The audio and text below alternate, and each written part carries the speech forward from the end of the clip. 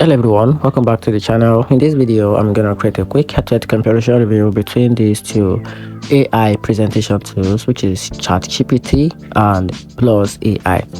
So let's quickly dive into it to deputy side which of these AI presentation will be the best choice for you in 2025. So let's get started. ChatGPT is incredibly versatile for presentation, helping you brainstorming ideas, structured outlines, and generate slide content in any style.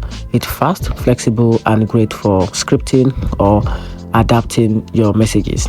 The catch is that it doesn't create slide directly.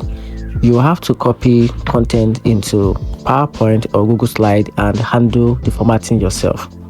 While Plus AI, on the other hand, is built specifically for presentation, living inside Google Slide and PowerPoint to generate full desk, single slide, and a branded layout. It saves time on designs and formatting, but it isn't as flexible outside of slide creation. Overall, ChatGPT wins for broad content generation, while Plus AI takes the crown for polished, ready to present desk. And that's it. Hope you find the video helpful. Turn on the notification button and subscribe for more review.